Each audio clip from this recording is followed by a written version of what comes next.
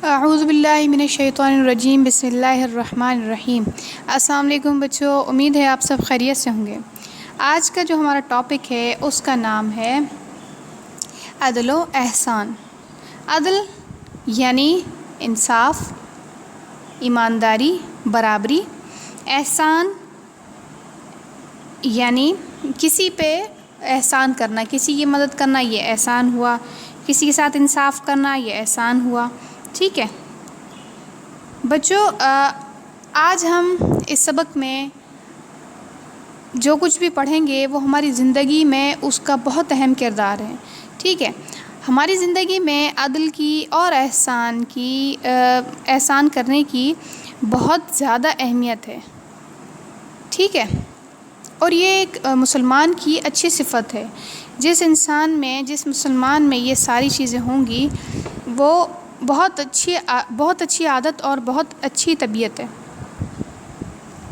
آپ یہ سمجھ رہے ہوں گے کہ انصاف تو صرف جج کا کام ہوتا ہے، انصاف کرنا تو صرف قاضی کا کام ہوتا ہے، لیکن ضروری نہیں ہے کہ صرف یہ انہی کا کام ہے۔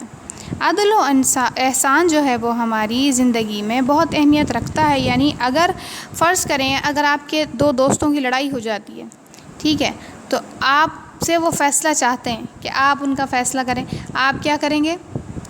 تو آپ جو ہے بجائے کسی کی طرفداری کرنے کے آپ سچ بات کریں گے۔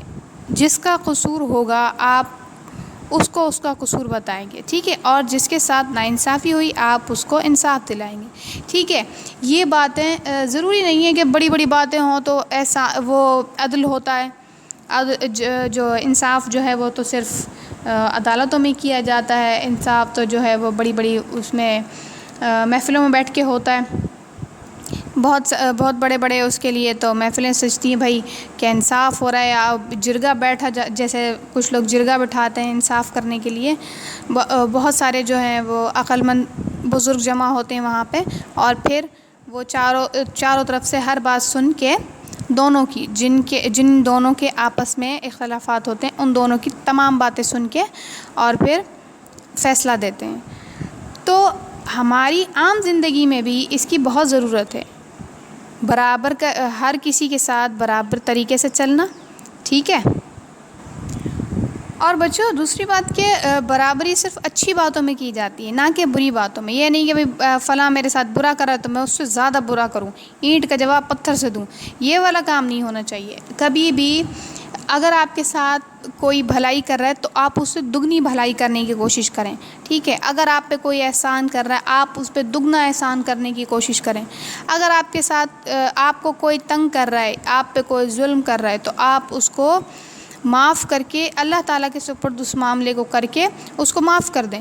ٹھیک ہے، نہ کہ آپ کے ساتھ کوئی ظلم کر رہا ہے، آپ کے ساتھ کوئی برائی کر رہا ہے تو آپ اس کا بدلہ جو ہے وہ اس سے ڈبل طریقے سے دیں۔ نہیں، اس نے مجھے تھپڑ مارا، میں نے تو اس کا گلا کاٹ دینا ہے، اس طرح سے کوئی معاملہ نہیں ہونا چاہیے۔ ٹھیک ہے، کیونکہ ایک مسلمان کو سب سے پہلے ہمارا جو دین ہے وہ یہی تعلیمات دیتا ہے، اخلاق کی، اچھے رویے کی، بہتر طریقے سے زندگی گزارنے کی۔ ہماری زندگی بہتر کیسے ہوگی؟ جب ہم حضور پاک صلی اللہ علیہ وسلم کی زندگی کو دیکھیں گے، ہم سنت پہ عمل کریں گے، تبھی ہماری زندگی بہتر سے بہترین ہوتی جائے گی۔ اور حضور پاک صلی اللہ علیہ وسلم نے کبھی کسی سے کوئی بدلہ نہیں لیا، ہمیشہ انہوں نے معاف کیا اور معاف کرنے کی تعلیم دی۔ ٹھیک ہے، عدل کا مطلب ہے برابر، یکساں۔ اس کے علاوہ بدلے اور فدیے کے لیے بھی عدل کا لفظ استعمال ہوتا ہے۔ ہر چیز کا اس کے محل موقع پر ہونا بھی عدل ہے، یعنی ہر کام آپ ٹائم پہ کریں، وقت پہ کریں۔ کوئی چیز جو ہے وہ مطلب برابر آپ اس کو، ہر رشتے کو، ہر ذمہ داری کو، ہر کام کو آپ برابر طریقے سے لے کے چلیں کہ کسی میں کم اور کسی میں زیادتی نہ ہو، یہ بھی ایک عدل ہے۔ اس کی مثال دنیا کا کائنات کا نظام ہے جس کی بنیاد عدل پر ہے۔ اس میں ہر شے توازن اور تناسب کے ساتھ قائم ہے، اس لیے یہ نظام ٹھیک ٹھاک چل رہا ہے۔ یعنی کہ کچھ بھی دنیا میں، کائنات میں کوئی ایسی چیز نہیں ہے جو ان بیلنس ہو، ساری چیز جو ہے وہ بیلنس طریقے سے چل رہی ہے، برابر طریقے سے چل رہی ہے۔ اس کی ضد ظلم ہے، اور ظلم کا مطلب ہے کسی شے کا اپنی جگہ سے ہٹا ہوا ہونا۔ بس کسی کا حق ادا کرنا عدل ہے، اور اس کا حق چھین لینا ظلم ہے۔ عدل کی جو ضد ہے وہ ظلم ہوئی، ٹھیک ہے. اگر آپ عدل نہیں کریں گے تو دوسرا کام آپ ظلم کر رہے ہیں، ٹھیک ہے. احسان کی لغوی معنی ہے کسی کام کو عمدہ طریقے سے کرنا، کسی کام کو احسن طریقے سے کرنا.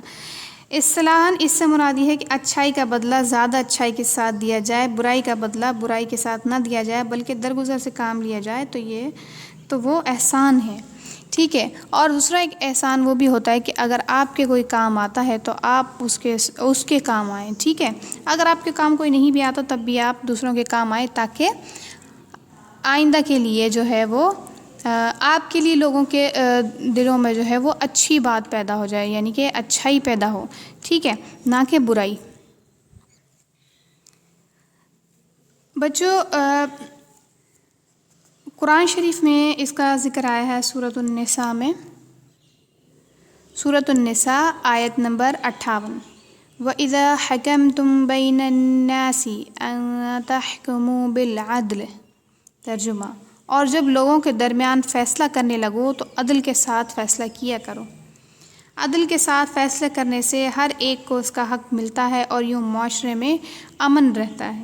نبی اکرم صلی اللہ علیہ وسلم نے فرمایا، بے شک قیامت کے روز مرتبے کے لحاظ سے اللہ تعالیٰ کے نزدیک اس کے بندوں میں انصاف اور نرمی کرنے والا حکمران افضل ہوگا.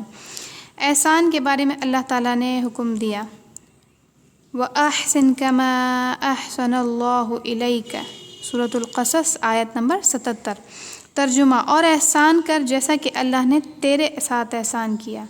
اللہ کی محبت کے مستحق احسان کرنے والے ہیں، اس لیے فرمایا وَأَحْسِنُوا إِنَّ اللَّهَ يُحِبُّ الْمُحْسِنِينَ. سورۃ البقرہ آیت نمبر 195. ترجمہ: اور احسان کرو، بے شک اللہ احسان کرنے والوں سے محبت کرتا ہے. عدل و احسان اور حضور پاک صلی اللہ علیہ وسلم کا طرز عمل، یعنی کہ حضور پاک صلی اللہ علیہ وسلم کا کیا طرز عمل ہوتا تھا. نبی اکرم صلی اللہ علیہ وسلم معاشی، معاشرتی اور آئلی معاملات میں عدل و احسان سے کام لیا کرتے تھے. قوانین کے نفاذ میں بھی ہمیشہ عدل کو مد نظر رکھتے تھے. دیے گئے واقعات سے آپ اندازہ کر سکتے ہیں کہ حضور پاک صلی اللہ علیہ وسلم کی زندگی میں عدل و احسان کی کتنی اہمیت تھی. ان واقعات کی آپ خود ریڈنگ کریں گے اور ریڈنگ کرنے کے بعد آپ ان سوالات کے جوابات تلاش کر کے لکھیں گے. عدل و احسان کی اہمیت اور فضیلت بیان کریں. مندرجہ ذیل معاملات میں حضور پاک صلی اللہ علیہ وسلم کے عدل کی مثالیں دیں. قانون کا نفاذ، معاشرتی زندگی، لین دین کے معاملات. ٹھیک ہے بچوں، ملتے ہیں نیکسٹ ویڈیو میں. جب تک اپنا خیال رکھیے گا. اللہ حافظ.